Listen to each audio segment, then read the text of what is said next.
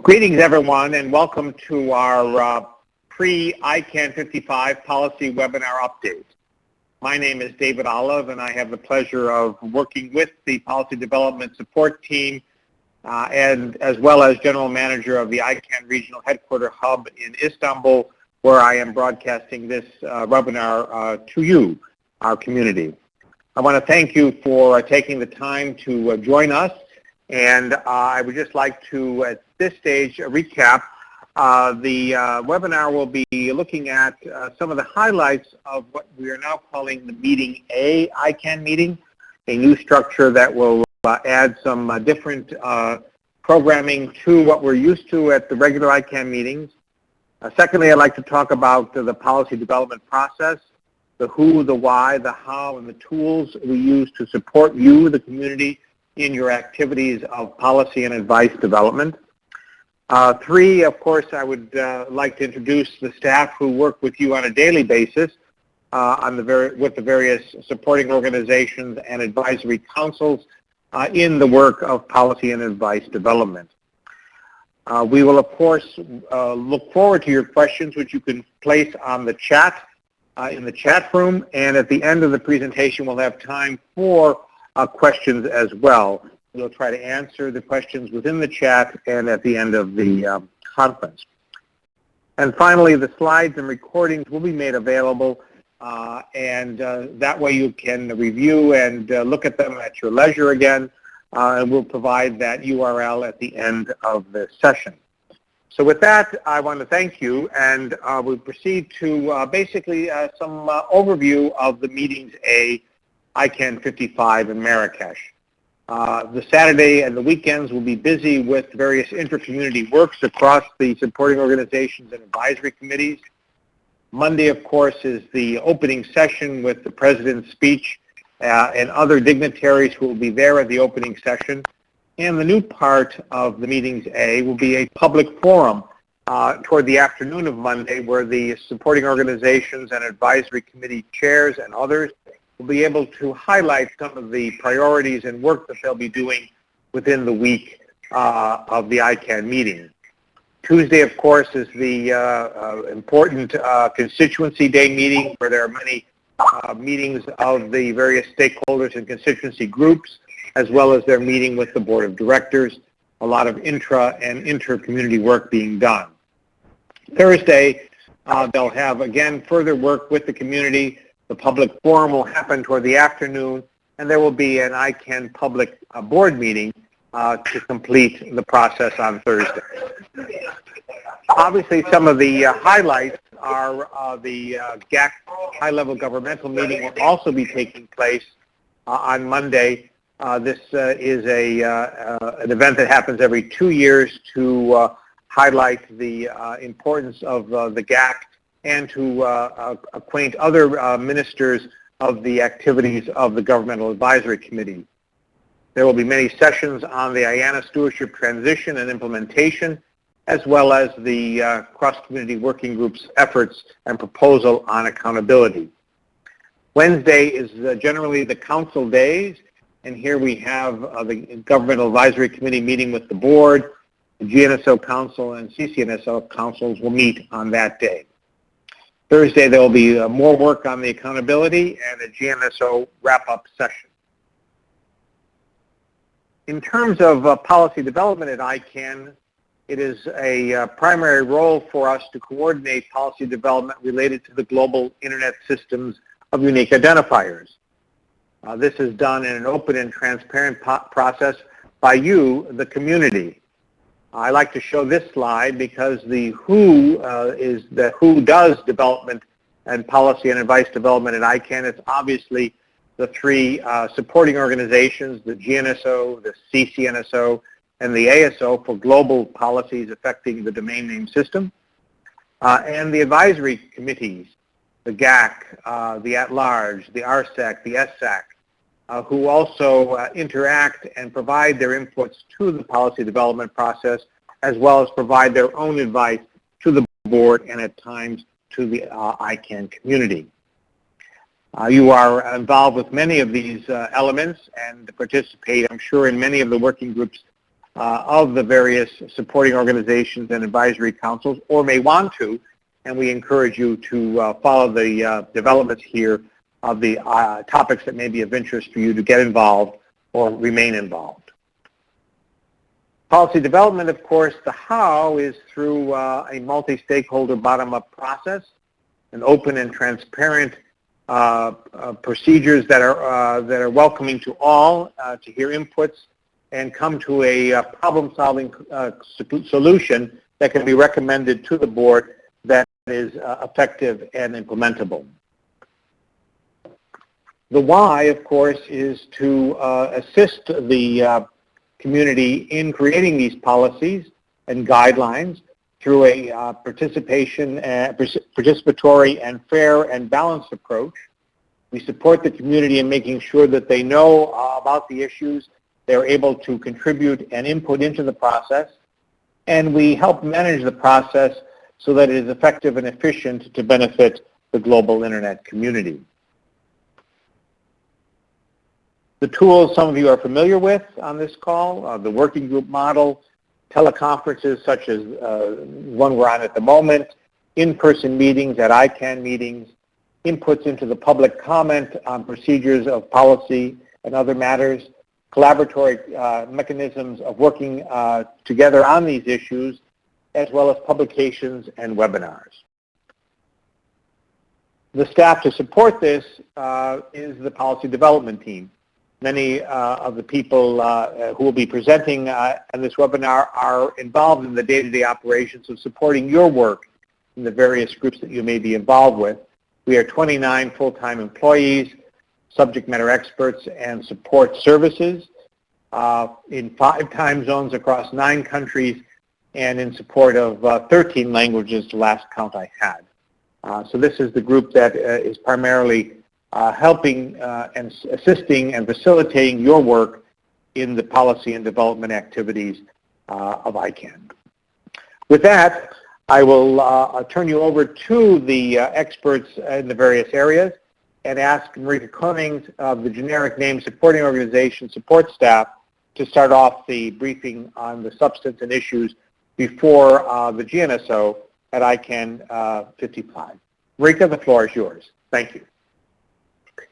Thank you very much, David, and welcome everyone from Costa Rica.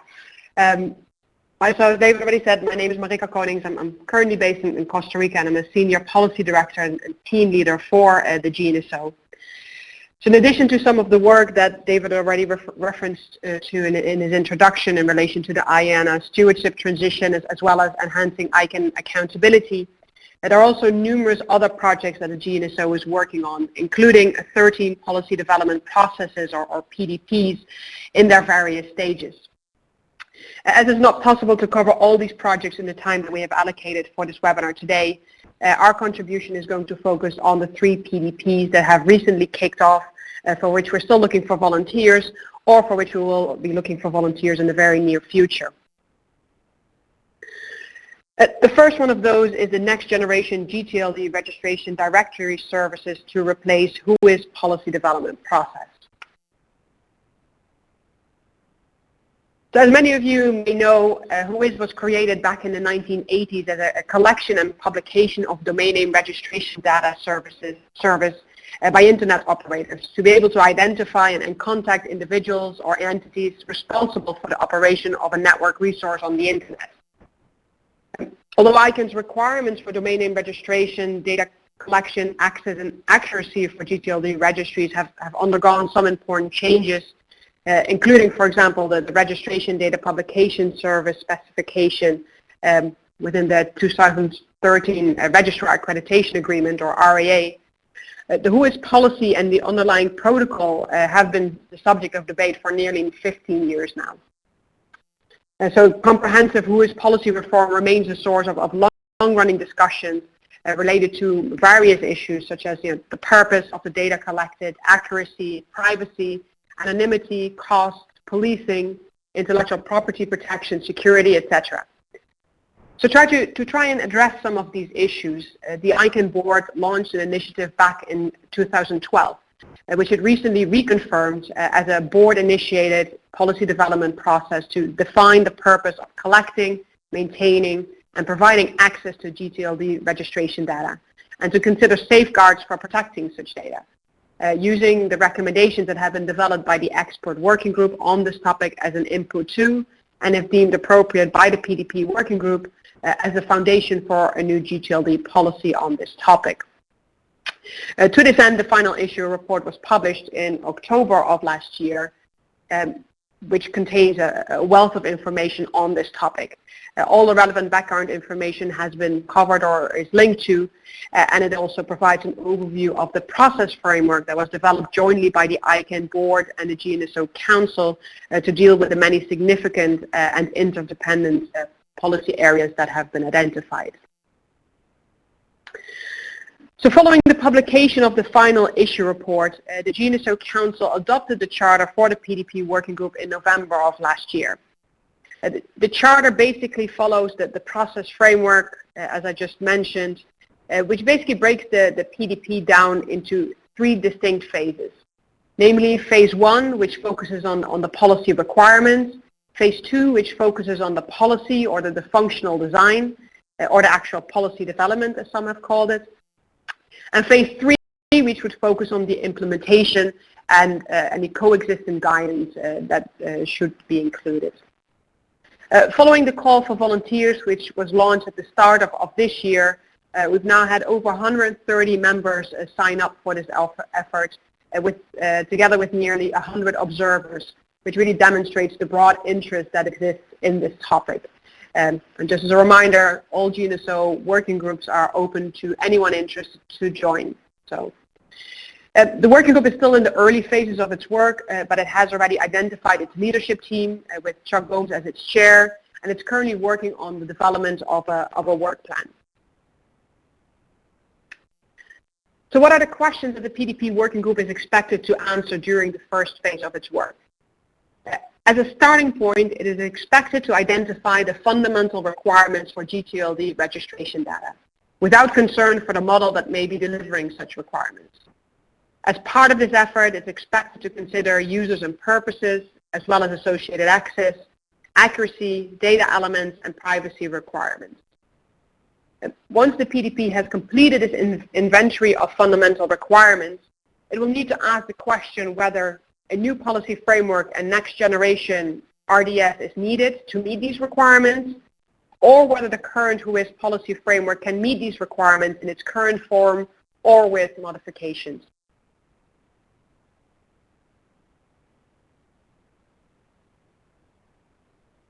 For each of the phases, the PDP working group is expected to consider at a minimum these different elements as part of its deliberations, with the focus of each phase. So, for example, in phase 1, with the focus being on requirements, the question for the element users and purposes will be who should have access and why. Gated access, what steps should be taken to control data access for each user purpose, and so forth and so on. But before handing it over to my colleague Steve Chan, I wanted to briefly show you this graphic which depicts the overall framework that is expected to guide this PDP. As mentioned before, there are 3 distinct phases that each focus on a specific aspect of the discussion: requirements, policy, and implementation. At the end of each of these phases, the PDP working group is expected to report back to the GNSO Council in the form of a final report, based on which the GNSO Council will decide whether sufficient progress has been made to move on to the next phase. If you're interested in this topic and would like to contribute to the deliberations, you can still sign up as a working group member or as an observer to this effort by contacting the GNSO Secretariat. In addition, input will be sought through various phases of the work in the form of public comment, as well as informal means to provide contributions. And the working group is also planning a face-to-face meeting during the ICANN meeting in Marrakesh, which will be open to non-members to observe, and that is scheduled for Wednesday the 9th of March from 1600 to 1800 local time. And that meeting will also have remote participation possibilities. And with that, I'll hand it over to my colleague, Steve Chan. Thanks, Marika. My name is Steve Chan. I'm a member of the GNSO support team. and I will be talking about the new GTLD subsequent procedures policy development process. So the purpose of the new GTLD subsequent procedures PDP is to develop policy recommendations related to new GTLDs. However, it should be kept in mind that the new GTLD program is a result of existing policy recommendations from the introduction of new generic top-level domains that was developed by the GNSO in 2007. Those recommendations were designed to produce a systemized and ongoing mechanism for applicants to propose new top-level domains. And so what that means in a practical sense is that in the absence of new policy recommendations from this PDP, there would be existing policy recommendations from that 2007 final report that would remain in effect. However, in the more likely scenario where the PDP working group determines that changes are needed, they're expected to take the form of clarifying, amending, or overriding existing policy recommendations. Or, of course, there could possibly be new policy recommendations. And so the working group is at the beginning of its journey, but a number of steps have already occurred related to this PDP working group. Preceding this effort was the new GTLD subsequent procedures discussion group, where the community considered their experiences from the 2012 round of the new GTLD program and identified a set of issues or subjects that should be considered for possible policy development. Those subjects, of which there were approximately 38, formed the basis for a preliminary issue report that was requested by the GNSO Council.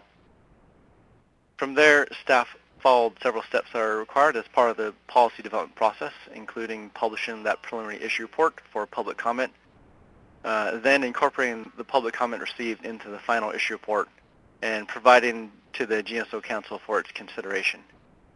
The GNSO Council initiated the PDP, new GTLD subsequent procedures, in December and adopted the work group charter in January. Staff then issued a call for volunteers in late January, and to date there's been a high level of interest in this PDP with approximately 90 members and around 40 mail list observers. And as Marika mentioned earlier, GNSO PDP efforts are open to all, and so as we are in the early process, if there are others that would like to join, we would welcome your contributions. So the working group held its first meeting on this past Monday on the 22nd of February. It has a second meeting scheduled for the 29th, this upcoming Monday. And so the next steps for this working group, and so as I mentioned, the working group is really in its early stages with that single meeting that I mentioned. However, in terms of leadership, the group has seemed to be coalesced around a set of 3 co-chairs, who are Jeff Newman, Aubrey Doria, and Stephen Coates, though that still needs to be formally approved by the GNSO Council. The next big step for this group is to develop a work plan to determine how it intends to organize the approximately 38 subjects I mentioned earlier, before it can really begin its substantive discussions. So when that work plan is developed and as the group begins its deliberations, it should do so with its collective head up, making sure to consider other efforts and reviews related to new GTLDs are considered, which notably would include the competition, consumer choice, and consumer trust reviews that are currently underway. And the working group should seek input from the community along the way to better ensure that the working group's eventual recommendations are as consensus-driven as possible.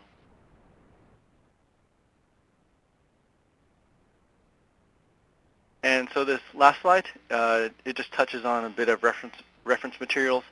And so the first link is the final issue report, which discusses the scope of this PDP. The next link is the wiki, where you can keep current with the efforts of the group. And then finally is a link to the working group meeting, face-to-face, that will occur at ICANN 55. It's going to be on Tuesday, the 10th of March, from 9 to 10:30 local time. And that's all I had for that. So with that, I'll hand it over to Mary. Thanks. Thank you, Steve. Hello, everybody. My name is Mary Wong. I'm a Senior Policy Director with the policy team primarily supporting the GNSO. I'm based in the United States, although being originally from Singapore, I do get the opportunity to spend time in the APAC region as well. Together with my colleague Lars Hoffman, who you will hear from later in this presentation, we are supporting the newest of the 3 policy development processes that were recently launched by the GNSO Council. And this is a PDP to review all rights protection mechanisms in all the GTLDs, meaning those that existed prior to the launch of the new GTLD program in 2012, as well as those new GTLDs that continue to be launched under that program. Unlike the other 2 policy development processes that Marika and Steve has just talked about, this particular PDP is not yet at the working group phase. You see here a slide that takes you back to where this started and shows you where we are at this point. This PDP is interesting for a number of reasons. First, in 2011, prior to the launch of the new GTLD program, there was an issue report that was prepared for the GNSO Council at its request. As you may have gathered from our various presentations, many of the PDPs started in the GNSO originate in an issue report where the staff scopes out the issue and identifies particular topics that can be tackled, and then based on public comment after the publication of a preliminary issue report makes a recommendation upon which the GNSO Council then takes a vote as to whether or not to initiate that PDP. In this particular case, there was a recommendation that it might be preferable to wait to do a review at least of the Uniform Dispute Resolution Policy, which is a long-standing consensus policy protecting the rights of trademark owners, to wait until after the new GTLD program has been launched. So consequently, there was a request for a new issue report, this time not just on the long-standing UDRP, but on all the rights protection mechanisms, meaning that this would include those that had been developed specifically for the new GTLD program. As I mentioned, this would be first a preliminary issue report, which was published for public comment. Several public comments were received, including from groups and participants who are on this call today. And the final issue report, taking into account all those comments, was submitted to the GNSO Council in January. And just last week, the Council voted to initiate this PDP. So where we are now is that the PDP has formally been launched, but the Council is currently discussing the scope of the working group charter. The charter is a very important document because it sets out the scope and the limits of the work that the working group will be undertaking.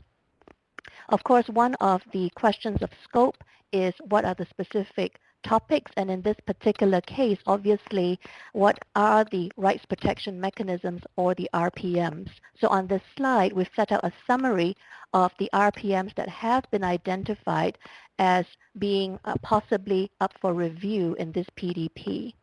You see in the bottom right-hand box in the bright orange color, the UDRP, which I mentioned earlier, which applies to all GTLDs. The other few boxes refer to those RPMs that were developed for the new GTLD program. And in concert, when this working group is formed, they will be expected to review all of these RPMs and hopefully, ultimately, to not just look at each of them and how they have worked, whether or not they need to be amended in any way, but also overall to develop hopefully a uniform and consistent framework for RPMs going into the future.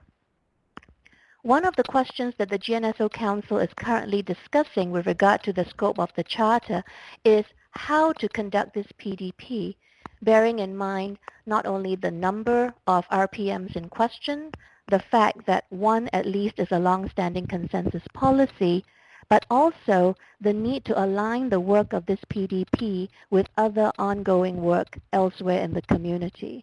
This would include the PDP on new GTLD subsequent procedures that Steve has just highlighted. And so in light of all these factors, what staff did in the preliminary issue report was to outline 3 options and invite public comment not just on the 3 options, but also on alternatives and additional ways in which it would make sense to do this PDP in an effective and efficient manner. You see here on this slide what the various levels of support were. Essentially, though, however, the recommendation that received the most support was to do it in 2 phases. At the moment, the staff recommendation stands at phase 1 to review those RPMs that were developed specifically for the new GTLD program, with phase 2 focusing on a review of the UDRP. However, it is important to bear in mind that regardless of whether the PDP is ultimately conducted in phases, and if so, which phase focuses on what, the ultimate objective would be to develop a consistent and uniform framework. In this particular slide, which I will not go into because these materials will be made available on the GNSO website after this webinar, there are features of the recommended 2-phase PDP that staff thought we should highlight so that you can see at a glance how this particular PDP might pan out. Following the Council's discussion and deliberations on the Working Group Charter, which we expect to continue into ICANN 55 in Marrakesh, it is currently anticipated that the vote by the Council on approving the final form of that charter will also take place in Marrakesh, in which case, with the charter in place, a call for volunteers will then be issued with the aim to hold the first meeting of the PDP working group sometime towards the end of March, but at the very latest in April. So as I mentioned earlier, this PDP is just starting, and we await the Council's vote on the form and the scope of the charter, and following that, the call for volunteers. Before I hand it off to my colleague Bart Boswinkle for the Country Codes Name Supporting Organization, I'd like to mention that in Marrakesh, there will be a session that will touch on this particular PDP. It is not a specific working group meeting, unlike the other 2 PDPs, obviously because we don't yet have a chartered working group, but rather it is a session that will be held in combination with a session that also deals with rights protection mechanisms, specifically the ongoing review of the Trademark Clearinghouse. We are in the midst of updating the Marrakesh calendar to reflect this, so please look out for that. At the moment, it is currently scheduled for Thursday morning. So thank you very much. I'm going to turn it over now to Bart for the CCNSO. Bart? Thank you, Mary. So as you can see, my name is Bart Boswinkle. I'm Senior Policy Advisor for the CCNSO. I'm also a Senior Policy Director and leader of the CCNSO team. So I'll take you through some of the topics that will be discussed and are high on the agenda of the CCNSO in Marrakesh. Before going into the topics themselves, I want to explain a little bit on how the CCNSO is structured so you understand a little bit better on, say, some of the slides I will present to you. Say the CCNSO consists effectively of 2 different entities. One is the CCNSO membership, and the other one is the CCNSO Council. As you heard David say at the start of this webinar, the CCNSO Council will meet on Wednesday afternoon, late in the afternoon. That's their only meeting. The rest of the week, particularly Tuesday and Wednesday, for the CCNSO members and CCTLD managers who are not member of the CCNSO. So with this in mind, let me sketch you what will happen in Marrakesh.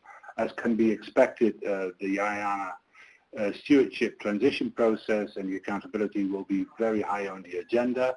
I'll touch a little bit on other sessions during the CCNSO meeting days on Tuesday, Wednesday, touch on ongoing CCNSO work items and one new one which may be of interest to you. And that concludes then my presentation. So on the accountability and stewardship transition process, as you will know, the CCNSO is one of the chartering organizations of both the CCWG accountability and the CWG stewardship. What it means in particular is that the CCNSO Council will make a decision at the end of the day, but this decision will reflect the views of the CCTLD community at large.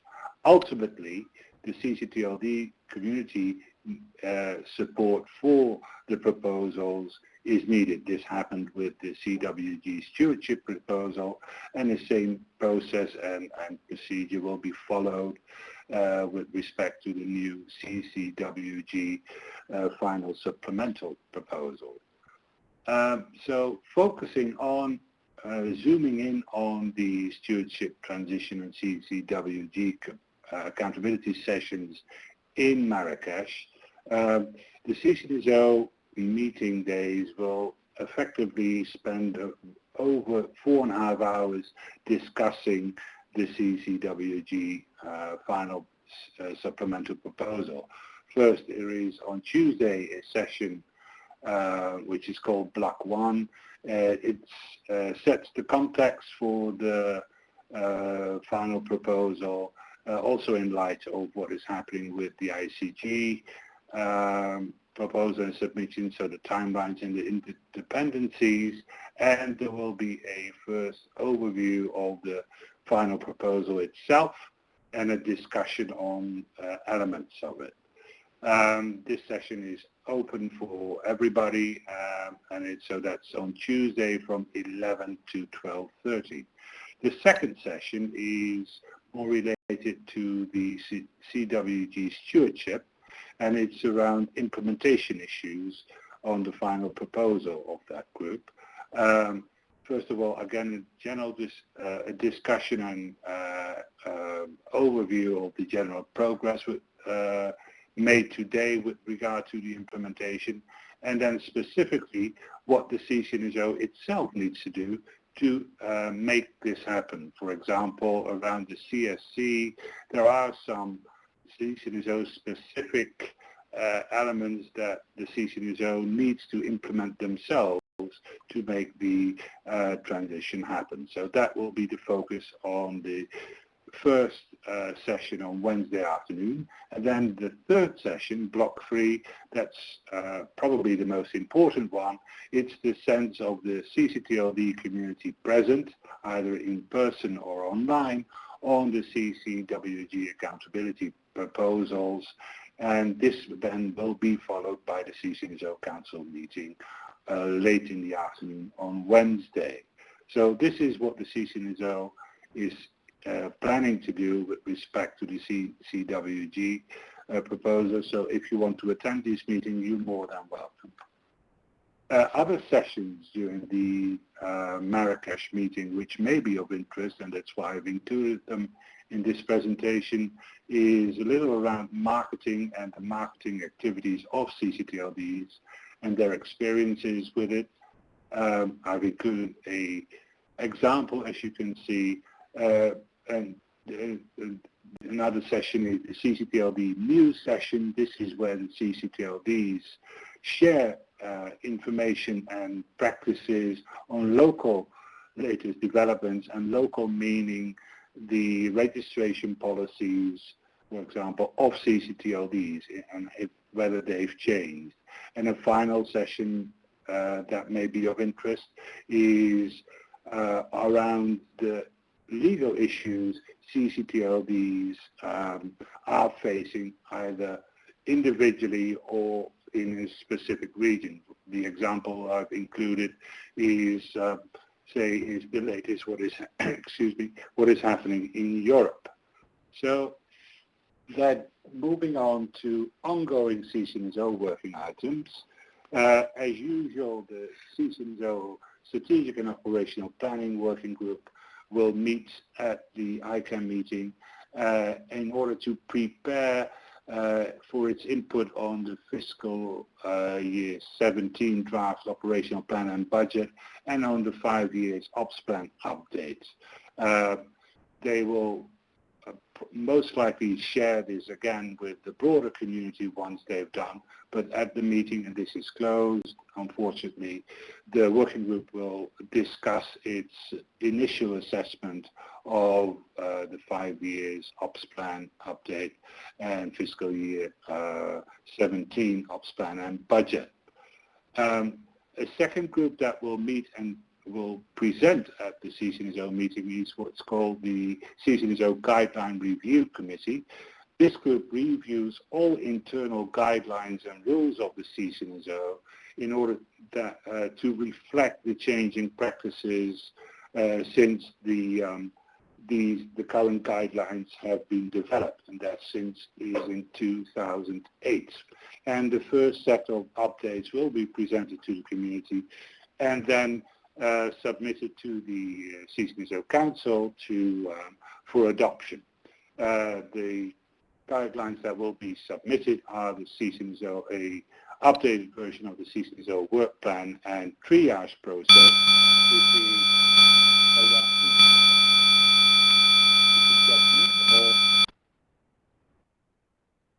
I'm sorry. A second one is around roles and responsibilities of the CCNSO councillors and on the establishment of CCNSO specific working groups. Moving forward, one of the major new work items that will be launched and discussed at the CCNSO meeting on Tuesday is a discussion on the CCNSO policy development process for the retirement of CCTLDs and on the review mechanism for decisions on delegation, revocation and retirement of CCTLDs. The first one is to fill a current lack in policy. This lack has been noted some time ago, but there were more, the framework of interpretation was more considered of a higher priority, but now with the IANA transition well under its way, at least the proposals well under its way, it is time to fill this lack of the policies. And the second one, the review mechanism, as some of you will know, the decisions on the delegation, revocation, retirement of CCTLDs are excluded from the CCWG proposals and the CWG stewardship proposals because the CCTLDs felt they needed to launch and that a policy needs to be in place first and then see whether they could use that mechanism or not, but that's for a later stage. So this is time to start that discussion as well. And that's my brief update. I want to hand it over now to my colleague, Carlos Reyes. Carlos, go ahead. Thank you very much, Bart. Hello, everyone. My name is Carlos Reyes, and I support the ASO, the Address Supporting Organization. Within the ASO Address Council is the body that oversees and manages global policy development. The Address Council has 15 members, 3 from each region. 2 of those members are elected by the Regional Policy Forum of each regional Internet registry, and 1 member is appointed by the Executive Board of each RAR. As I mentioned, the ASO Address Council oversees global policy development as it relates to IP address issues and other Internet number resources. But what is a global policy? The scope of the ASO Address Council is very narrow, and that includes policy actions or outcomes that require IANA attention. All 5 RIRs must approve a global policy, which is then submitted to the ASO Address Council for ratification. After that, the ICANN board takes action. Recent examples of policies that have been implemented through the global policy development process of the ASO include post-exhaustion IPv4 allocation mechanisms. This was in 2012, and allocation of IPv6 blocks to the RIRs. This was in 2006. There are currently no global policy proposals. However, there's robust regional policy development activity, including two specific areas relating to Internet number resource transfer policies. That's for both IPv4 addresses and autonomous system numbers, and IPv6 allocation policies. Apart from this, the RIRs are also ongoing operational improvements. Each RIR has undertaken an independent review of their accountability mechanisms, and together they have also created a governance matrix which provides an overview of the various governance frameworks that each RIR has in place. Currently, actually today, the last day of Apricot 2016, this is where policy development happens in meetings at the RIR level, and the Asia Pacific region had a meeting recently and focused on some policy issues, including APNIC, WHOIS, data accuracy, among other items. The ASO Address Council will not be meeting at ICANN 55. However, several members will be in attendance and members of the NRO Executive Council. Those are the CEOs of the 5 RIRs. Some of their work, obviously, ongoing discussions on the CCWG accountability report, as well as coordination with ICANN. Also, the selection process for Board C10, which started recently, and there's a joint workshop with the GAC on IP WHOIS. Right at this point, we'll transition away from the supporting organizations and to the advisory committees. As you know, the advisory committees provide advice statements to inform policy development at ICANN.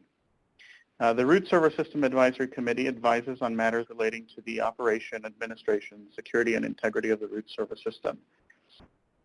The structure of the RSAC is outlined in the ICANN bylaws. There are 12 board-appointed root server operator representatives, 3 root zone management partner representatives, and 3 liaisons. The current co-chairs represent the University of Maryland and VeriSign. The RSAC meets monthly, as well as at ICANN meetings. Since its recent restructure, the RSAC has established a caucus of 71 technical experts to carry out the essential work of the RSAC. In recent years, they have published a variety of documents, including RSAC 001, which provides service expectations of root server operators, and RSAC 002, 2 versions of that document, which provide measurements of the root server system. There are currently 3 work parties underway within the caucus, including one on a history of the root server system. And my colleague, Steve Sheng, will provide an overview of some of this work shortly. If you're interested in joining the caucus, there is a membership committee that reviews statements of interest and then makes recommendations to the RSAC. And with this, I'll introduce my colleague, Steve Sheng, to provide more details on the publications of the RSAC. Steve? Thank you, Carlos. I'll provide a quick overview of the RSAC publications since ICANN 54 and its ongoing work. Since ICANN 54, RSAC published 2 reports, 2 advisories, and 1 report. The first advisory focused on service expectations of root servers. The RSAC completed this report in 2015. The report was held in tandem to publish with the related RFC from the Internet Architecture Board. And now that RFC 7720 is published, the RSAC officially published RSAC 001. Next, advisory on measurements of the root server system. This RSAC published the first version of 002 also in 2015. Currently, 9 out of the 13 root server operators already publishing these statistics. Based on implementation experience, RSAC 002 is updated to clarify several measurements and to make it less ambiguous for both the data implementer and the data consumer. The implementation of these measurements help meet the requirements of RSAC 001 and provides valuable data regarding the ongoing expansion of the root zone. Finally, the RSAC conducted its first workshop in September 2015, discussing issues related to the evolution, accountability, and continuity of the root server system. The workshop report documents some of these consensus outcomes of the workshop. As Carlos mentioned, there are 3 current ongoing work within the RSAC. The first one is a technical study on the root server naming scheme.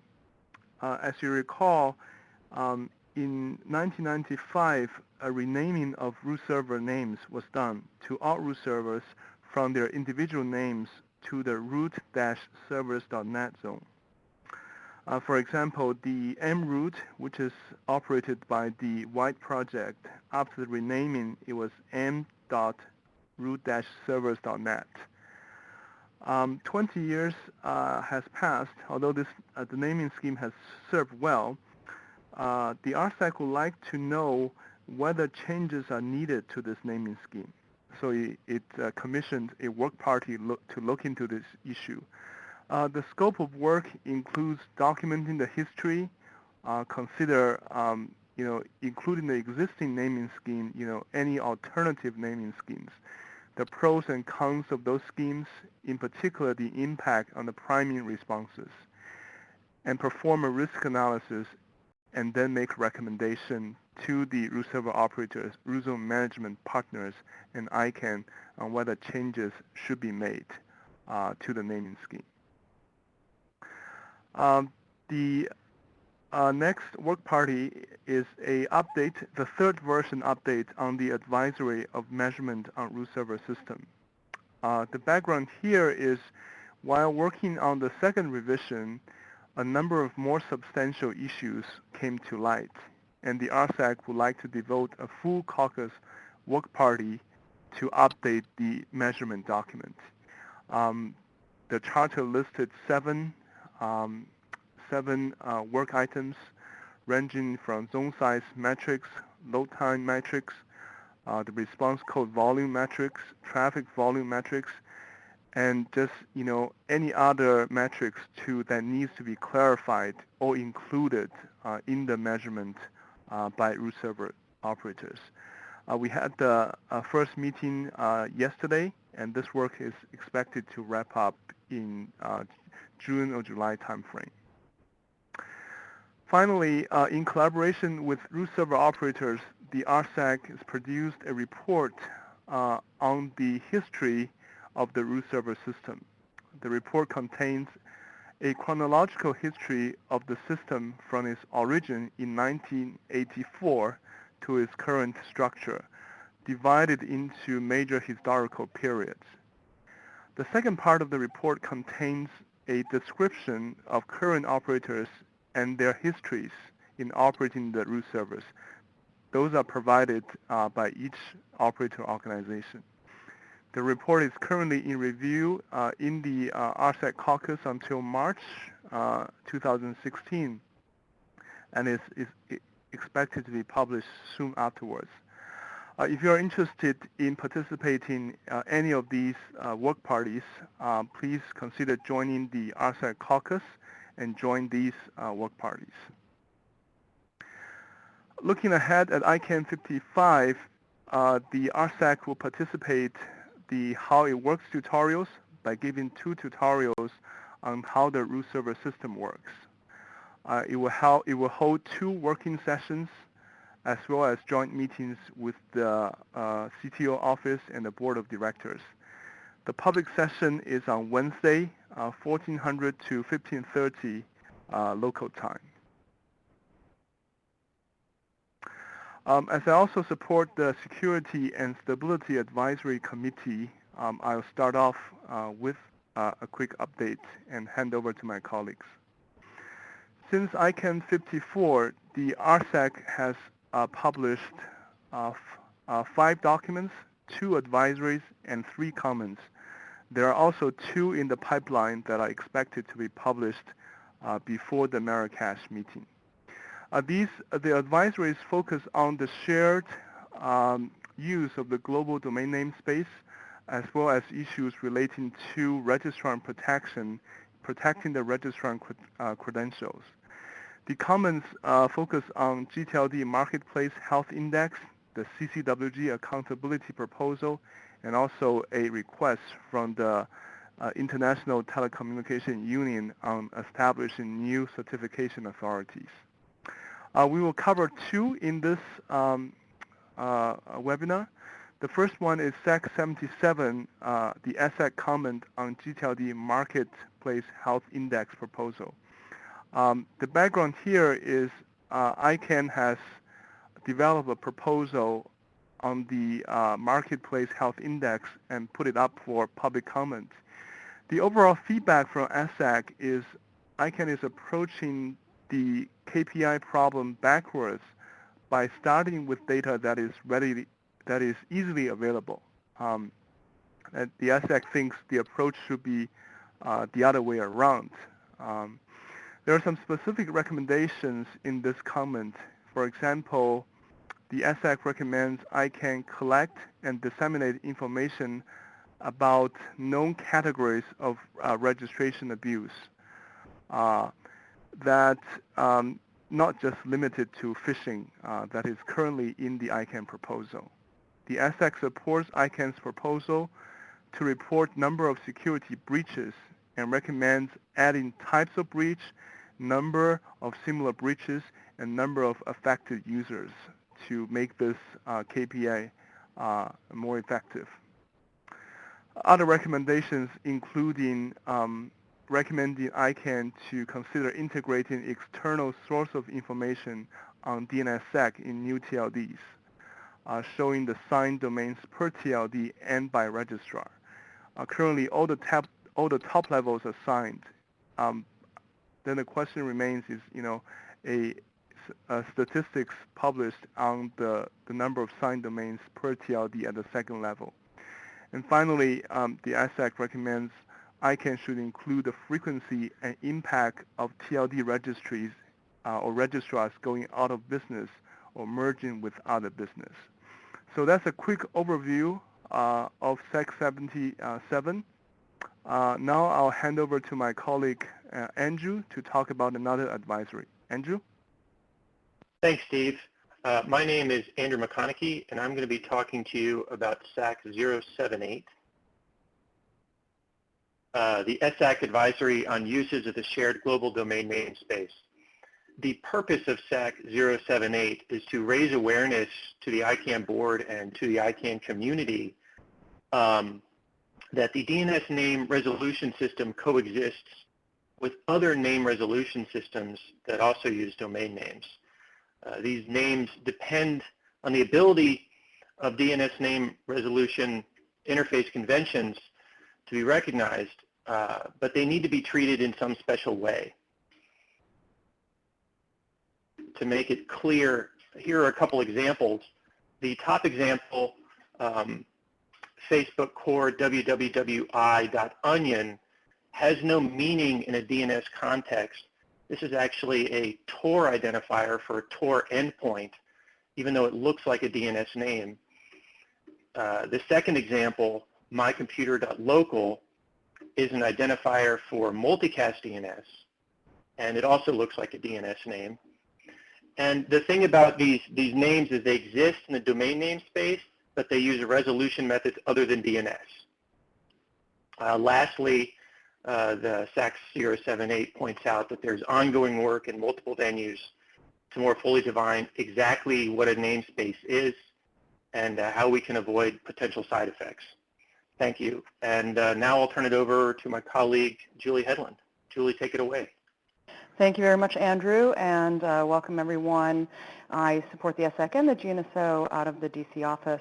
Just very quickly, here are the SAC activities at ICANN 55. We will have the GNSSEC for Everybody, a beginner's guide session on Sunday, March the 6th from 4:45 to 6:15. And the DNSSEC workshop on the 9th of March on Wednesday from 9 o'clock to 3:15 p.m. And then the SAC public meeting on the 10th of March in the morning from 8 to 9 a.m. In addition, the SAC will be meeting with members of the community, including the At-Large Advisory Committee, the ICANN Board, and the GNSO Council. And here are some links for additional information on the SAC. And now I will turn things over to my colleague, Olof Nordling, for the GAC update.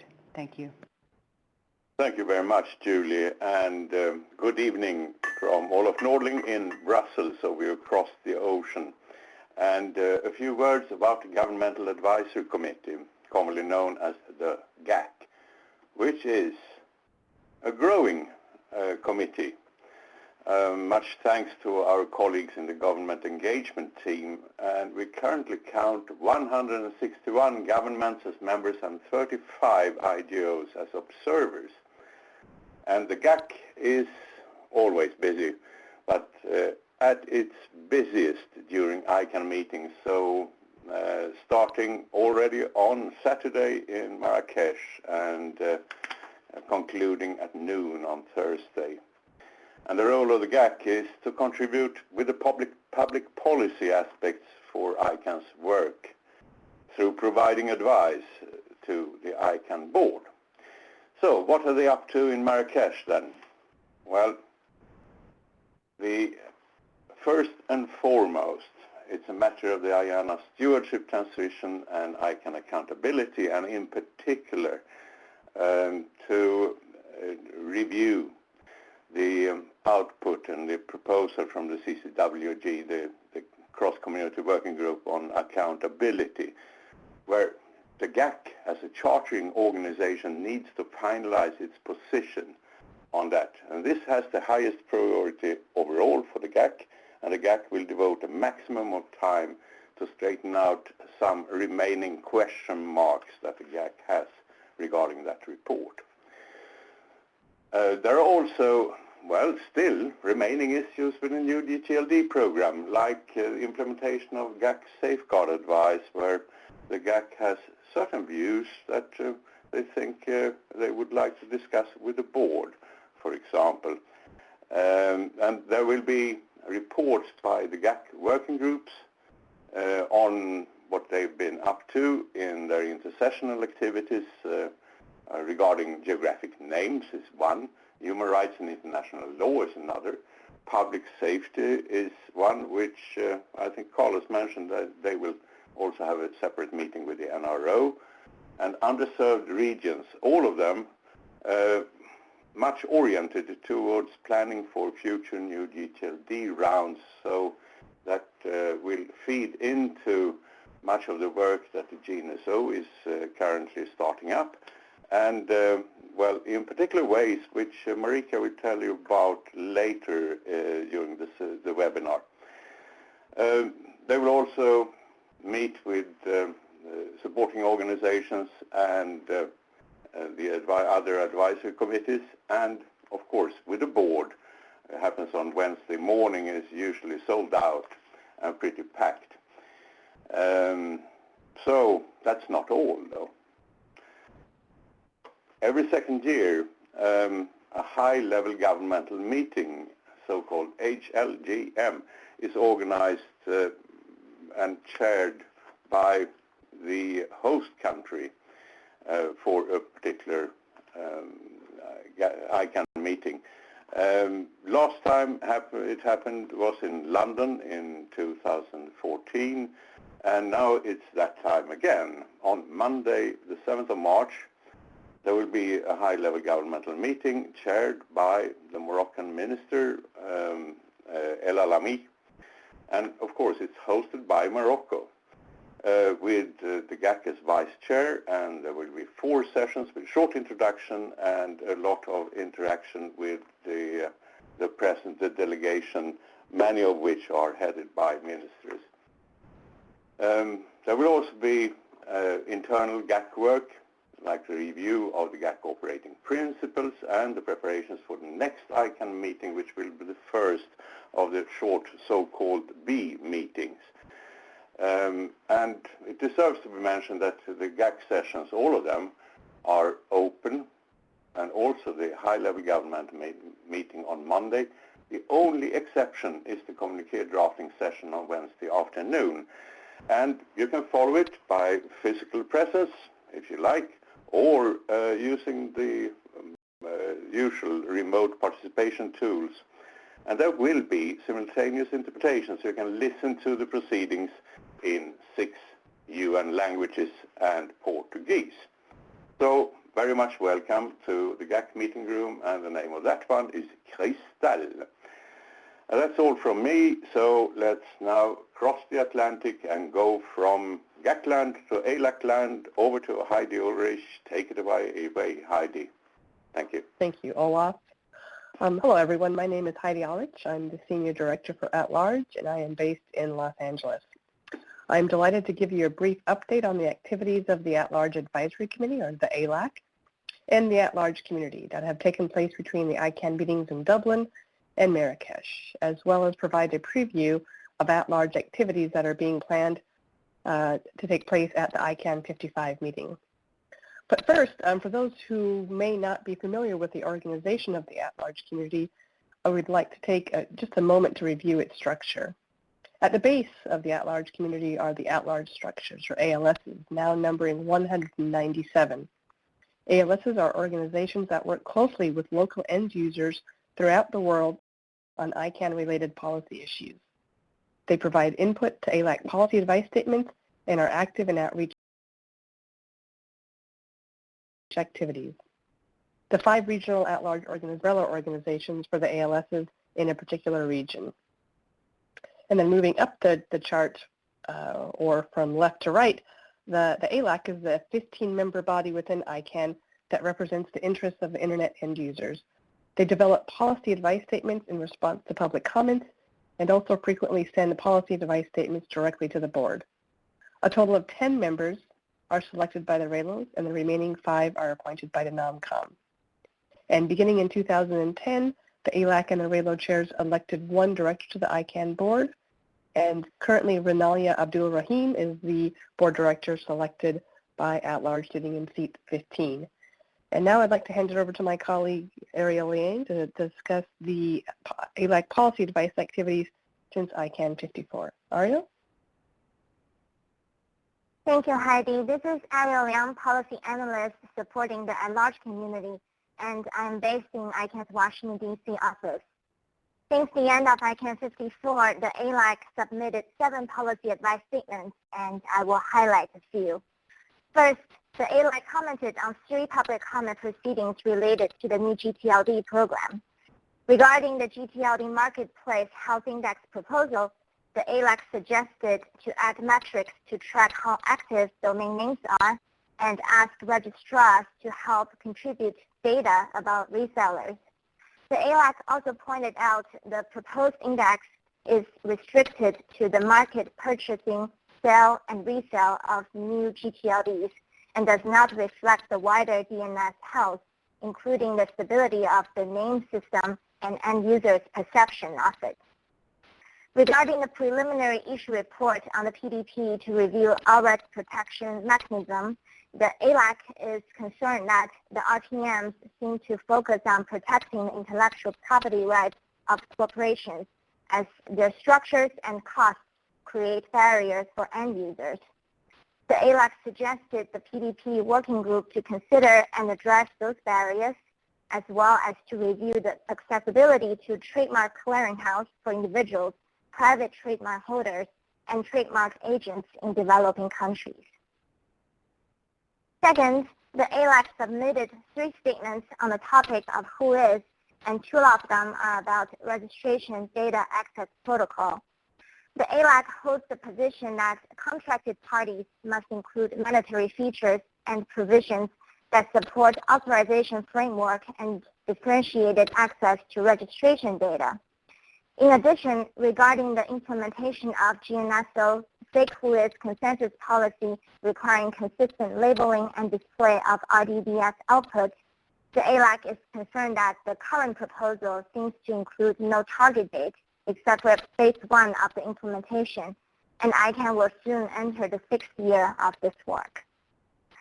Third, the ALAC commented on the proposed implementation of GNSO PDP recommendations on inter-registrar transfer policy Part B and stressed the need for clear and accessible information on the transfer process and the dispute resolution mechanisms for non-compliant transfers on ICANN website. You can read more of the published ALAC policy advice statements by clicking the link on the slide. Next, I want to share one piece of exciting news.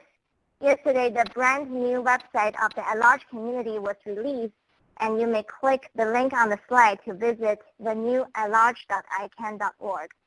Over the past year, the at-large community and ICANN staff have provided dedicated efforts to create a more engaging site. The goal is to make the site a one-stop shop for finding policy advice, news and events, regional activities, and ways to get involved in at-large. We hope you find the new atlarge.icann.org with a fresh look and easy to access the information of the at-large community. Now I will turn the floor over to Heidi, who will brief you on at-large's work on the IANA stewardship transition and enhancing ICANN accountability process, as well as highlights for ICANN 55. Heidi? Thank you very much, Ariel. I'd like to briefly go over some of the key topics that ALAC and at-large will have during ICANN 55. There are 3 main topics. The first is the CCWG. The work of the ALAC on the CCWG has been informed through weekly and sometimes more frequent calls of the at-large ad hoc working group on IANA transition and ICANN accountability, as well as the work of the 5 at-large members of the CCWG. In December, the ALAC submitted a statement on the draft proposal on Workstream 1 recommendations, and they are now reviewing all aspects of the final CCWG proposal. In preparation for their face-to-face discussions in Marrakesh, the ALAC is holding 4 hours of teleconferences this week on the CCWG proposal. And like most ACs and SOs, the ALAC will be spending considerable time on this issue in Marrakesh. In fact, the ALAC has nearly 10 hours of their face-to-face time scheduled to discuss the final CCWG proposal over Saturday, the 5th of March, and Sunday, the 6th of March. The ALAC currently expects to vote on the ratification of the CCWG proposal on Sunday, the 6th of March.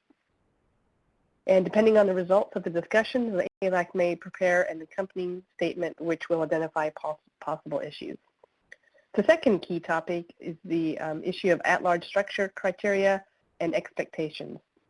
And since mid-last year, members of the at-large community have been reviewing ALS criteria, which is what is needed to become an ALS, as well as expectations, what is expected of an ALS once it joins the at-large community. And in Marrakesh, the ALAC and regional leaders will continue the process of reassessing both the criteria and expectations of becoming and remaining an at-large structure. They will be discussing this topic on Saturday, the 5th of March between 10 and 11 o'clock local time. One of the aims of this work is to ensure that the ALSs are more fully engaged and can contribute effectively to the work of the at-large community. And this is particularly relevant because of the third main topic, and that is the at-large review. And because this organizational review is focusing on the RAILOs and ALSs, the work of the Criteria and Expectations Task Force is particularly important. The at-large review working party will discuss the timeline and objective of the review, as well as tasks that may support the independent examiner. And the at-large review working party is scheduled to meet on Sunday, the 6th of March, between 17:30 and 18:30. And now I'm very happy to talk about the at-large outreach and engagement activities of ICANN 55 that are new due to the Meeting A format. The first relates to the AFRALO Marrakesh NGO program, and it will include 5 representatives from African NGOs or non-governmental organizations, which will take part in the Marrakesh AFRALO NGO program. The AFRALO NGO program will feature a series of capacity building sessions for beginners, and these sessions will take place Saturday, the 5th of March through Thursday, the 10th of March. And the full program is available on the wiki page link that is on the slide. In terms of outreach, there are a couple of activities that at large will be taking part in. The first is that they will be welcoming 60 university students from Rabat who will be participating in a series of at-large events on Monday and Tuesday in Marrakesh. And in addition, these students will join selected members of at-large in an outreach event at the University Kedi Ayed of Marrakesh on the 8th of March between 1500 and 1700. And the activity at the university includes an open discussion on the outreach and engagement within ICANN and the ICANN multi-stakeholder model with the university students from the local university as well as those from Rabat. And I would now like to hand the floor over to my colleague, Sylvia Babenko, who will provide an update on the activities of the regional at-large organizations during ICANN 55. Sylvia? Thank you, Heidi. Hello, everyone. I am Sylvia Vivanco, Manager at Large Regional Affairs. I am based in Lima, Peru, and I will talk about the RALO meetings in Marrakesh. AFRALO will hold the AFRALO African Joint Meeting on 8th of March from 11 to 12:30 on the theme Enhancing ICANN Accountability, the CCWG Final Proposal. AFRALO members will meet on 6 March from 8 to 9 a.m. The agenda includes, among other issues, the review of activities undertaken jointly by GSC and AFRALO under the AFRALO APEC Hub framework. NARALO will hold the monthly meeting on 8th March from 11 to 12. This meeting will review this year's accomplishments, challenges, and upcoming projects. And on 9th March, the 5 RALOs will hold the regional secretariat meetings. RALO leaders will meet as customary to discuss issues where RALO's collective input and action is required.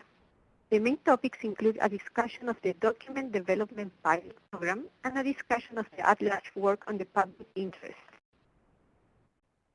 And now I would like to invite you to the Tribute to Fadi Chehade AFRALO Showcase, Connecting the Next Billion. This event will take place on Monday, 7th of March at 1900 to 2100 local time in the Orion Center. There will be a special tribute to Fadi Chehade, including addresses by ICANN senior staff, board members, at-large members, and a number of local dignitaries. We'll see a brief presentation of AFRALO LSS, and local entertainment and refreshments will be available. Please come and join us at this special tribute to Fadi and to learn more about AFRALO and its activities. And now I'll turn it over to my colleague, Mary Wong. Thank you, Sylvia. Hello, everybody. It's Mary Wong again. It's my pleasure now to take you through some of the cross-community efforts that are being supported by the policy staff. These are, of course, not all of the cross-community projects that are taking place, but they are ones that we have some updates on that we thought would be of interest to this audience. The first is a group that's more affectionately known as the CWG Squared, because this is a cross-community working group that was chartered by the CCNSO and GNSO councils to develop a framework of uniform principles that will guide the formation, the chartering, and the operations for future cross-community working groups. I think as everyone on this call knows, the use of cross-community working groups is increasing given the increasing number of issues and topics that cut across the different parts of the ICANN community. The one piece of information and the update that I'd like to draw your attention to about this project is in the middle block at the bottom in the dark blue. The CWG, in fact, has published its draft framework for public comment. This happened on the 22nd of February. The public comment period will be open till the 2nd of April, and there will also be an open community session at ICANN 55 that will be intended for the group to present the highlights of its recommendations for community discussion. Again, because of the increasing reliance on cross-community working groups at ICANN, this effort is something that the CWG Squared would very much welcome your input on. Many of the recommendations are based on the experiences of past groups, in particular the two most recent cross-community efforts on the IANA stewardship transition and accountability of ICANN. But there are also some open questions that the group came up with, particularly concerning the follow-up to the work of a CWG. So please stop by the session in Marrakesh or participate remotely Wednesday morning Marrakesh time. Please do take a look at the draft framework and do submit public comments if you can, so that the CWG can finish its work and send its final recommendations to its chartering organizations no later than May of this year. Thank you very much, and I think now Lars will talk to you about a different cross-community effort. Lars? Thank you, Mary. I'll try my best. I'm going to talk about the cross-community working group on the use of country and territory names as top-level domains that was chartered by the CCNSO and GNSO to assess, in fact, 2-character code, 3-character code, and full-name TLDs as they relate to country and territory names. The group has preliminarily agreed already to maintain the status quo with regard to 2-letter codes, and so they will probably remain reserved exclusively for CCTLDs. The CWG will meet face-to-face in Marrakesh on Monday the 7th of March at 10:30 local time. And that will be, in fact, the first time that the group is going to discuss issues related to 3-character codes based on a forthcoming strawman proposal.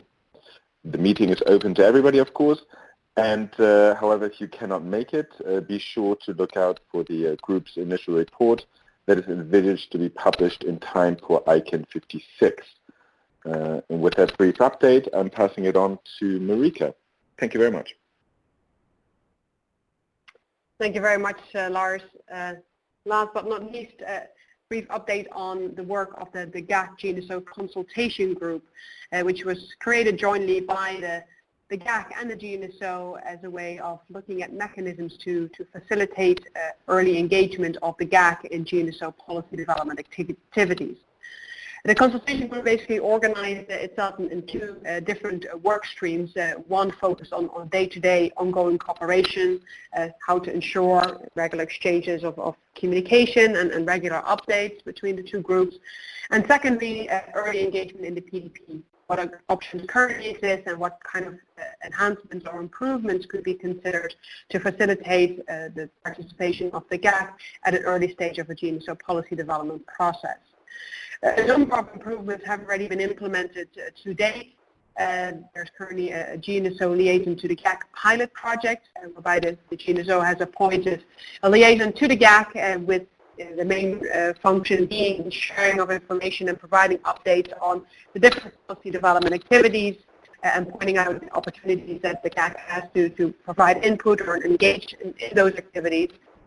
And there's also the quick look mechanism, which has been introduced as a mechanism for the GAC to provide early input during the initial phase of a policy development process, basically allowing the GAC to indicate at an early stage whether they're of the view that the topic under discussion will have or is likely to have public policy implications. And by providing that indication, it should give a heads up to the GNSO that it's likely a topic that the GAC would like to engage on or perhaps will provide input on. The group is still working on a number of items at the moment. So basically it's reviewing the liaison function. It's currently implemented as a pilot, and they're expected to provide recommendations to the GNSO and the GAC on whether that should become a permanent feature. Similarly, they're reviewing the experience to date with the quick look mechanism and are likely to recommend a couple of tweaks that may make the process a bit easier and more fluid. And then they're also looking at some of the remaining stages of the PDP and exploring whether there are additional opportunities there to facilitate the early engagement and participation of the GAC. If you're interested to hear more about this activity, there's a joint GNSO GAC session that is scheduled for Sunday afternoon from 4 to 5 local time, and you're all welcome to join that session to hear more about this activity. And with that, I believe I'm handing it over to Carlos. Thank you very much, Marika. At this point, we invite participants to press star 1 if you'd like to join the queue to ask the team any questions. We also have our team monitoring the chat if there are any questions there. It appears as if right now there are no questions, so I'll briefly cover just 2 questions we received ahead of time. One was on the revised new GTLD program implementation review reports and next steps around that. The staff summary report of the public comment proceeding has been published, and that will inform the work of the Competition, Consumer Trust, and Consumer Choice Review Team. More information is available on the slide there in the announcement. We also received a question about ICANN's engagement work with civil society. ICANN has been, an internal staff team has been developing a civil society engagement strategy, and there's a work session dedicated to that at ICANN 55. So I encourage everyone to attend that if that is of interest. I don't think we have any questions. So with that, I'll hand it over to David, and we will conclude this webinar. Thank you very much, Carlos.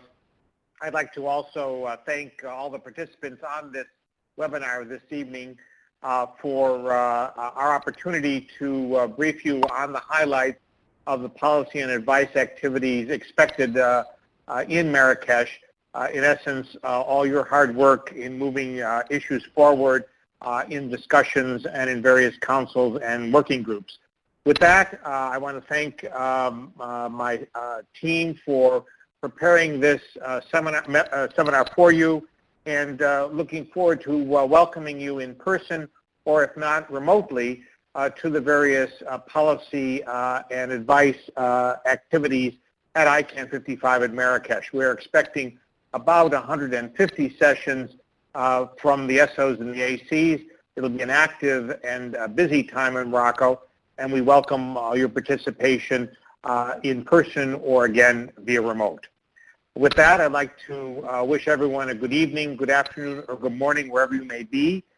Safe travels if you're traveling to Marrakesh or online remotely. We look forward to welcoming you and, again, available to answer any questions or help direct you to the proper groups or working groups for this busy ICANN 55 meeting. With that, thank you very much. Goodbye.